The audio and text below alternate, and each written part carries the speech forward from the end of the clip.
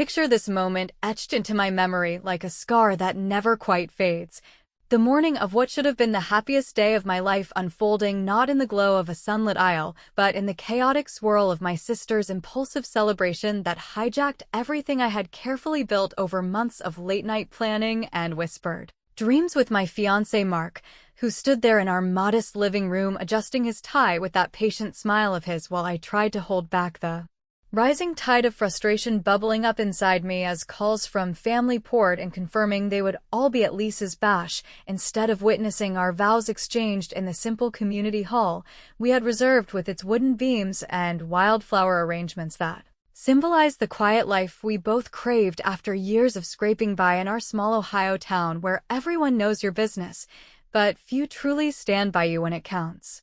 I had envisioned it all so vividly during those stolen afternoons.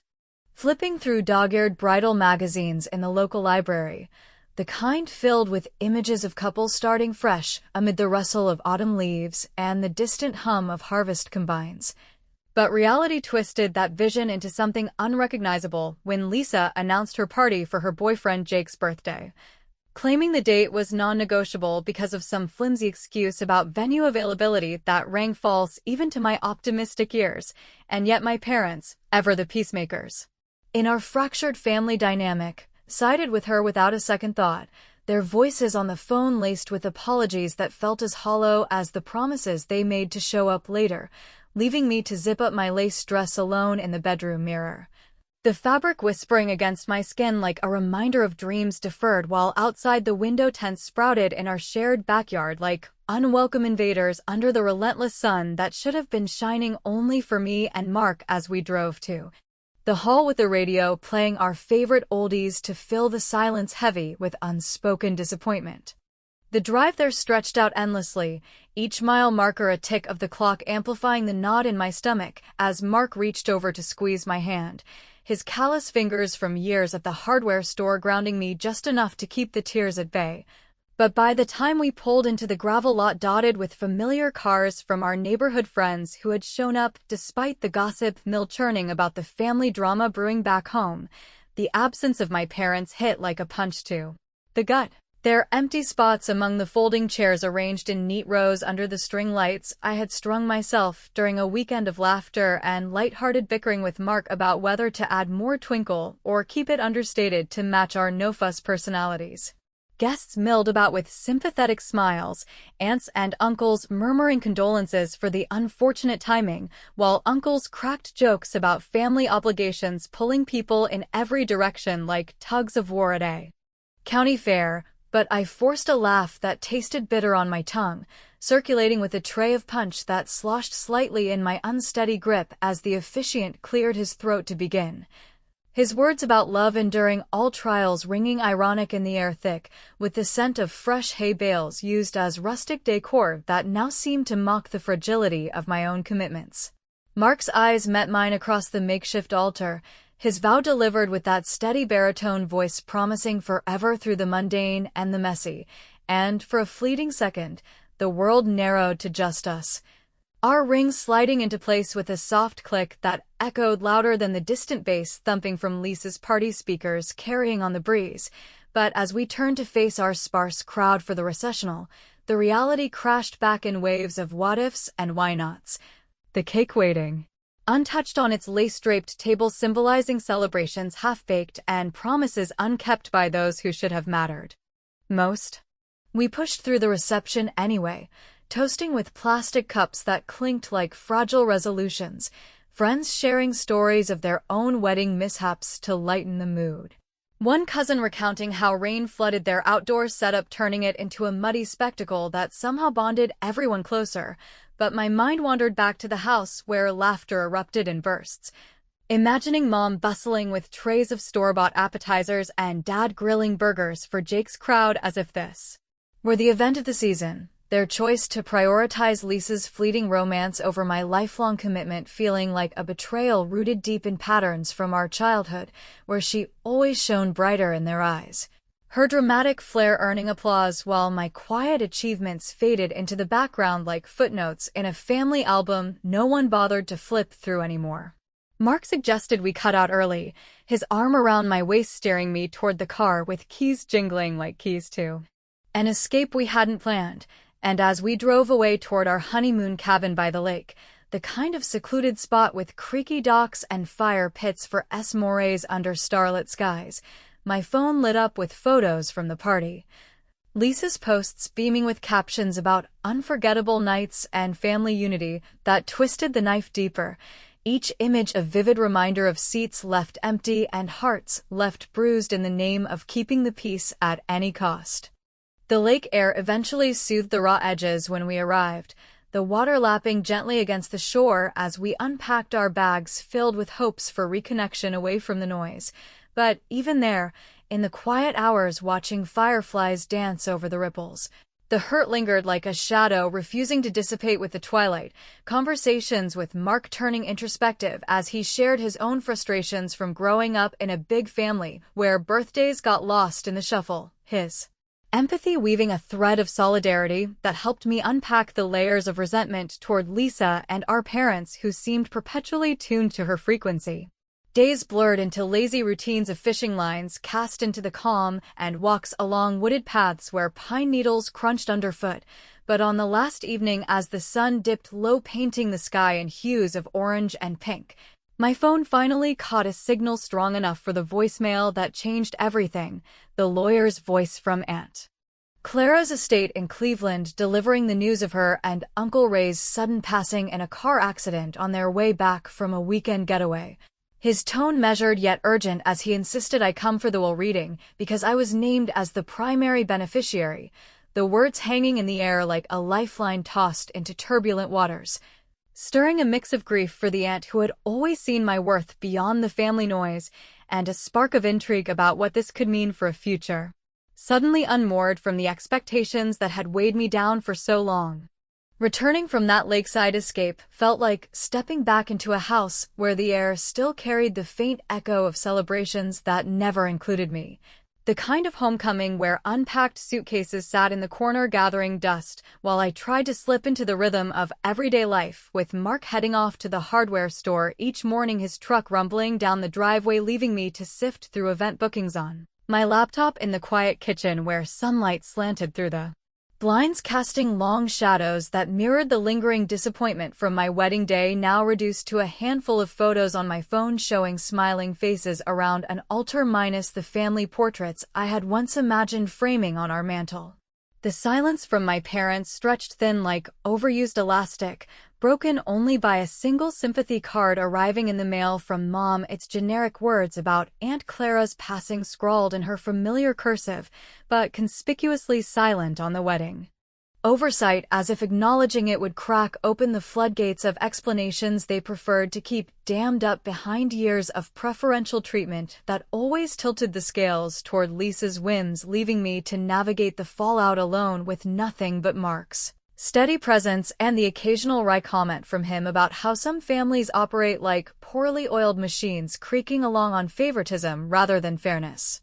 Those first days blurred into a haze of routine tasks that did little to dull the sharp edges of resentment, sharpening with each memory resurfacing unbidden during mundane moments like folding laundry, where I would pause over a shirt Lisa had left behind years ago, its fabric worn from her dramatic entrances and exits through our shared childhood home on Maple Street, a place where the split-level design seemed to symbolize our divided attentions, with her room always the brighter one upstairs, filled with posters of pop stars and trophies from school events, while mine downstairs gathered books and quiet projects that earned polite nods, but never the spotlight Dad reserved for her latest achievement, no matter how fleeting, like the time she landed a part-time gig at the diner, and he bragged to neighbors as if it were a Broadway debut, whereas my steady job organizing community fairs got brushed off as just helping out around town. Mom's excuses echoed in my mind during those reflective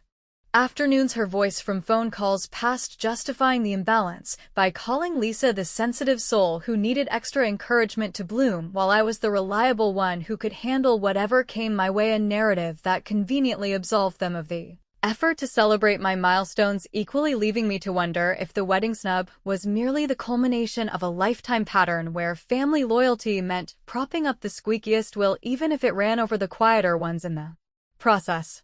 The drive to Cleveland for the will reading pulled me out of that introspective loop, the highway unfolding like a ribbon of asphalt under gray skies that matched the heaviness in my chest as memories of Aunt Clara flooded back, unfiltered, her laughter ringing in my ears. From those summers she whisked me away to flea markets in her rattling old sedan piled high with quirky finds like vintage teacups and stories of her travels with Uncle Ray, while Lisa begged off with headaches or social plans. Preferring the comfort of home where attention came easy without the effort of stepping outside the family bubble. The lawyer's office greeted me with its musty scent of aged paper and polished wood, a stark contrast to the casual chaos of my daily life as I settled into the leather chair alone, no siblings or parents in tow, just the echo of my footsteps on the hardwood floor. Before the attorney slid the documents across the desk, his expression neutral, yet tinged with the gravity of revelations about to unfold, detailing how Aunt Clara and Uncle Ray had bequeathed everything to me in a gesture of trust born from years of observing my unassuming resilience, the assets, including their charming bungalow perched on the lakeshore with its wraparound porch overlooking waters that whispered secrets at dusk, a substantial nest egg accumulated from Uncle Ray's auto repair business through decades of honest grease-stained labor and shares in the family enterprise that promised financial stability I had only dreamed of during lean months, juggling event gigs that paid just enough to keep the lights on. Flipping through the pages, my fingers trembled not from overwhelming greed, but from the profound weight of their faith in me, evident in the handwritten note tucked between legal jargon, where they praised my quiet strength, the way I constructed a life of substance without demanding applause, unlike the tempests that occasionally rocked the family tree, a subtle reference to Lisa's flair for drama that brought a bittersweet smile to my lips as I absorbed the scope of this unexpected inheritance. Transforming overnight from the overlooked sibling scraping by to the steward of a legacy built on perseverance, much like the bungalow itself, weathered by storms, yet standing firm against the shore. News traveled fast through the familial vines, igniting a barrage of calls that lit up my phone like fireflies in the evening, cousins reaching out with layered condolences, curiosity about the windfall peeking through their sympathetic tones, but it was Mom's voice that pierced the din first, her words tumbling out in a rush of tears and urgency, probing for specifics on the estate while weaving in suggestions about pooling resources for the greater good, a veiled hint at redistributing what was now unequivocally mine to manage, as I responded coolly, assuring her the details were private matters for me to sort through alone, feeling the initial flicker of empowerment ignite like the first match struck in a long dark room. Dad's voicemail followed suit, his gravelly tone laced with evasion as he circled around the topic, mentioning offhand how Aunt Clara had inquired about my well-being in her final days, dropping allusions to the will that sent a chill racing down my spine, raising questions about whether they had prior knowledge of this shift in fortunes, yet still opted to champion Lisa's party over my vows, a possibility that twisted the knife of betrayal deeper into old wounds. Sharing the developments with Mark over dinner that night, his eyes widened with a mix of pride and caution as he joked about upgrading from the hardware store clerk to lakeside landlord, his light-hearted quip easing the tension coiling in my shoulders while I mulled over my inaugural act of subtle retribution, canceling the recurring delivery of Lisa's preferred vintage wine, a small gesture that carried the weight of reclaimed autonomy, watching her subsequent social media rants about supply chain woes with a private chuckle that bordered on vindictive satisfaction. Yet as the evening wore on and sleep evaded me, the ceiling fans steady were mimicking the churn of unanswered queries in my mind. Another call pierced the quiet, the lawyer's voice returning with news of an overlooked addendum in Uncle Ray's portion of the will, something profoundly personal requiring my immediate return to the office, leaving me bolt upright in bed, heart pounding with a cocktail of anticipation and apprehension about what hidden truths this revelation might unearth from the foundations of our family's carefully constructed facades. Clutching that addendum letter in the dimly lit confines of the lawyer's office felt akin to grasping a fragile thread connecting past affections to unforeseen futures, the paper's edges crisp against my fingertips as the attorney elucidated Uncle Ray's concluding directives, a heartfelt stipulation linking the inheritance to a pledge I had casually offered years earlier during one of our porch-side chats about safeguarding their cherished mementos from the relentless march of time, yet imposing No burdensome obligations toward the swirling undercurrents of familial discord, merely underscoring their unwavering belief in my self-reliant nature, which settled over me like a comforting shawl amid the chill of recent losses, leaving me to drive back homeward with the bungalow keys jingling softly in my pocket, a tangible symbol of transformation from the perpetually sidelined sister eking out existence through sporadic event coordinations to the newfound custodian of prospects that shimmered with possibilities long deferred in the steady grind of our modest Ohio existence. Mark awaited my return with the aroma of sizzling burgers wafting from the grill in our backyard, a ritualistic celebration of milestones big and small, his face alight with unfeigned delight as I recounted the bungalow's inviting features, its expansive porch, ideal for contemplative mornings, sipping coffee while gazing at the lake's undulating surface, and we bantered about repurposing Uncle Ray's auto shop into a vibrant community space, perhaps even accommodating intimate wedding receptions, a notion that elicited shared laughter tinged with irony given the recent void left by absent kin, though beneath the levity the persistent throb of wedding day abandonment pulsed like an unresolved chord demanding eventual resolution.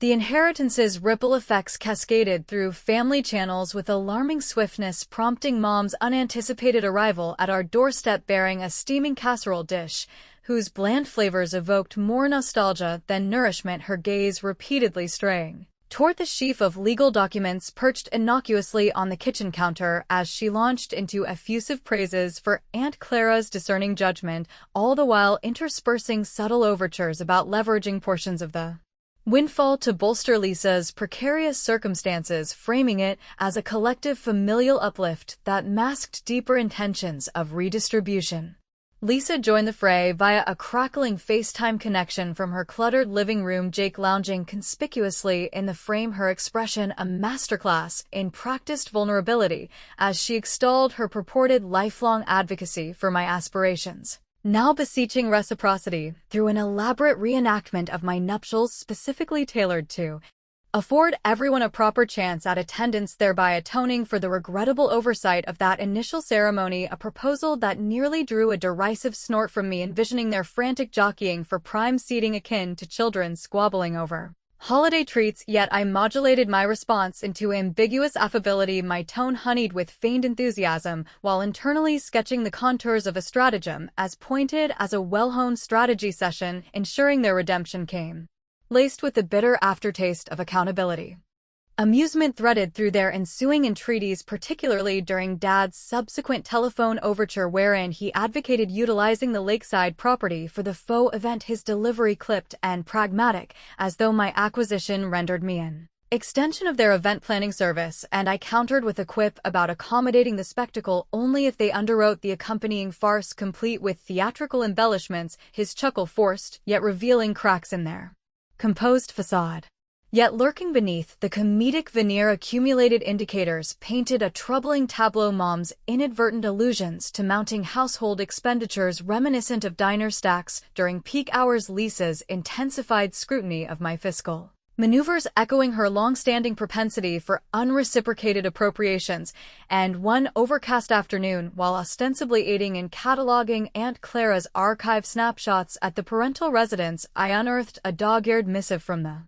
local bank directed to Dad, delineating long-standing loans incurred to mitigate Lisa's entrepreneurial misfires, from beauty product lines to boutique ventures, each debacle financed through familial sacrifices that illuminated the origins of their lopsided allegiances, propping her instability at the expense of my steadfast contributions, now crystallizing into a narrative of enforced self-sufficiency.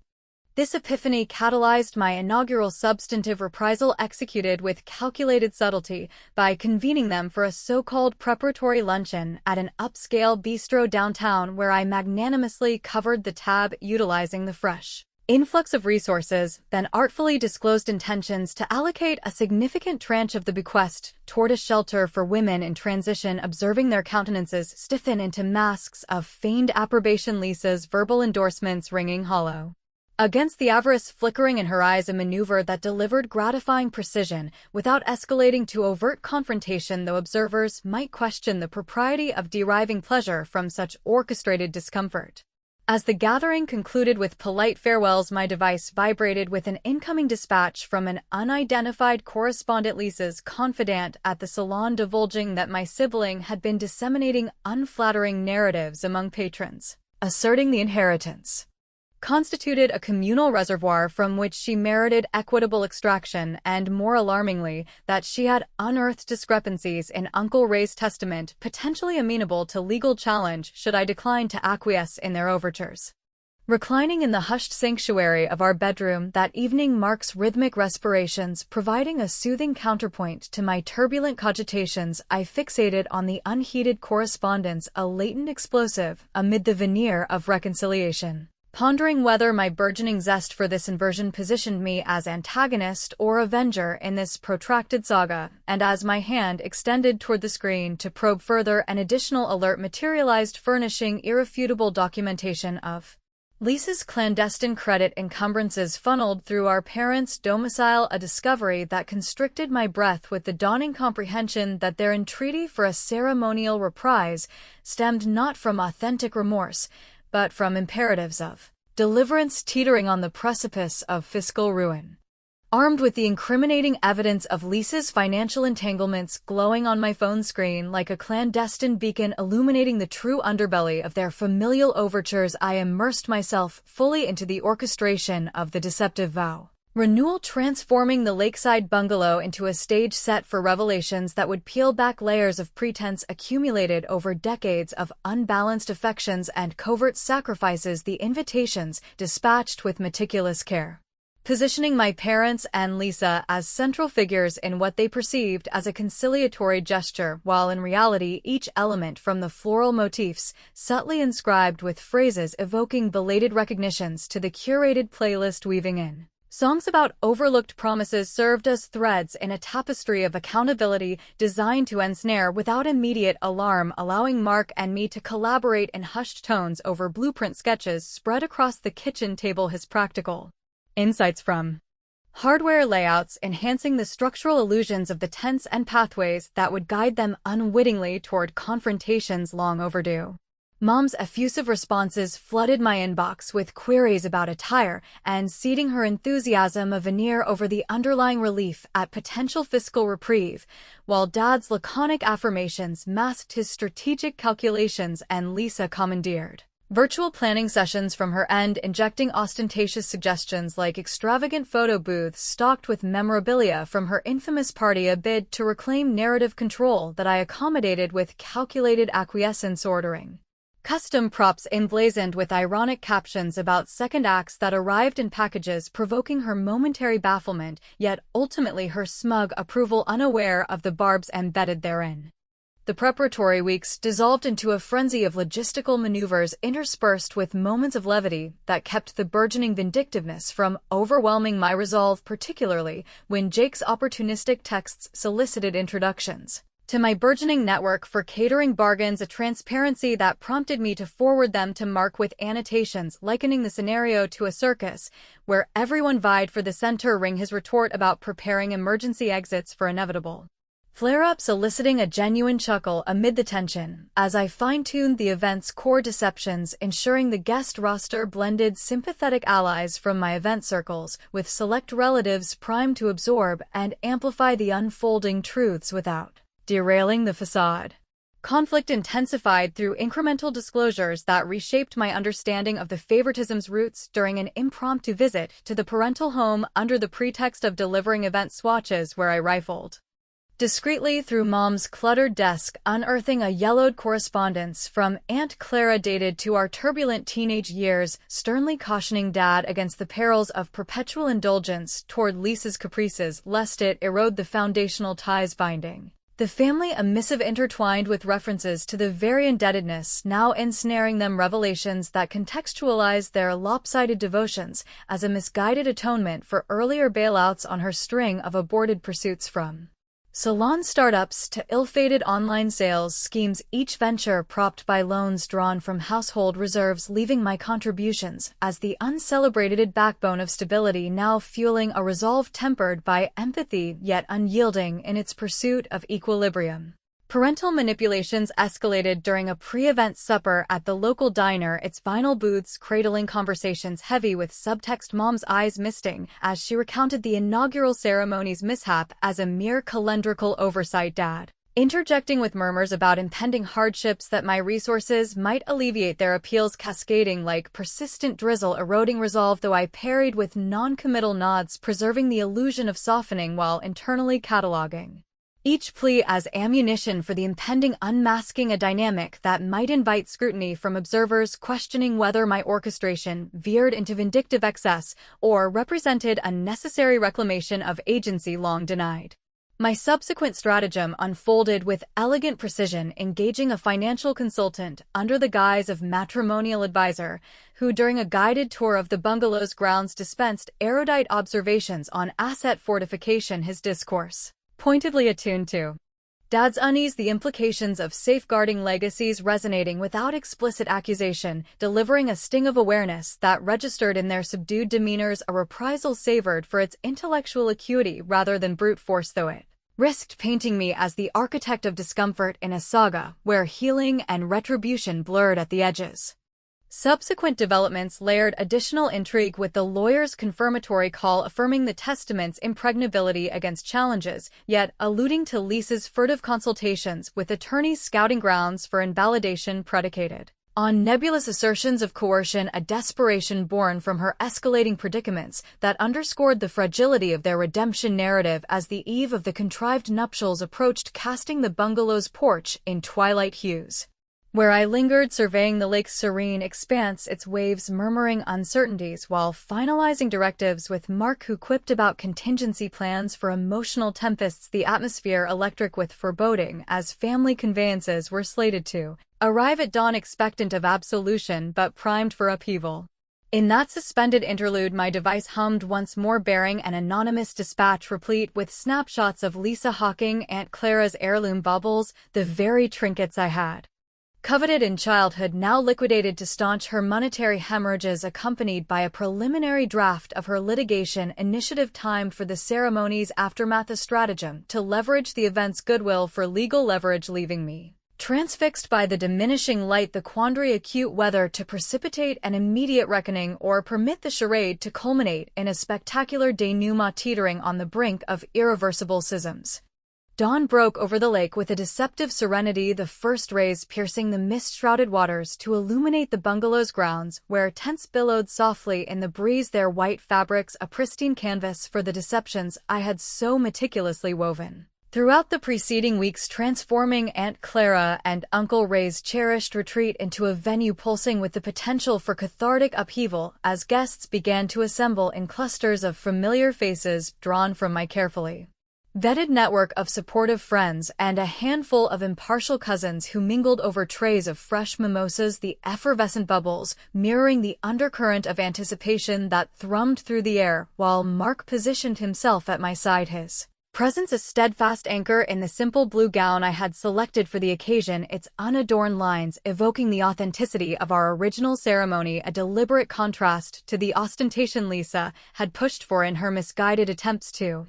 steer the narrative back toward her comfort zone. The family arrived shortly thereafter, Mom alighting from the car with her floral dress fluttering like a flag of tentative optimism, Dad trailing with his characteristic stoicism, masking the calculations flickering behind his eyes, and Lisa sweeping in with Jake on her arm, her ensemble a calculated blend of elegance and excess, as if to reclaim the spotlight she had always claimed as her birthright, their greetings laced with effusive warmth that bordered on performative, each embrace and compliment a thread in the fragile web of reconciliation they hoped to mend, though I reciprocated with measured smiles, my interior landscape a storm of resolve tempered by the lingering ache of betrayals that had scarred deeper than any surface wound ever could.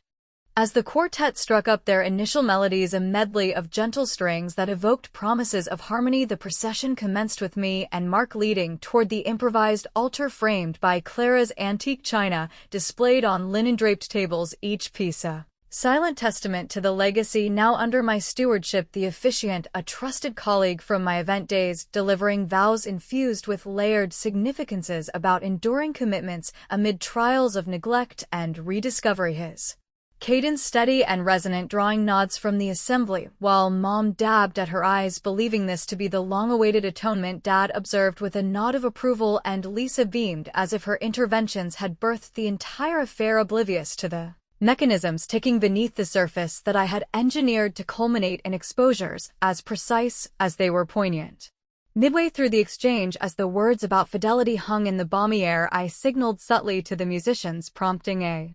shift in tempo to a more animated refrain that heralded the unveiling, the tent walls flickering to life with projected vignettes, beginning with archival snapshots from my true wedding, the vacant chairs circled in crimson annotations highlighting the voids left by their absences, then transitioning seamlessly to digitized ledgers of familial debts, the pawn receipts for Clara's jewels materializing like ghosts from the past, Lisa's complexion paling to match the linen as murmurs rippled through the crowd, her composure fracturing under the weight of revelations that stripped away years of curated facades.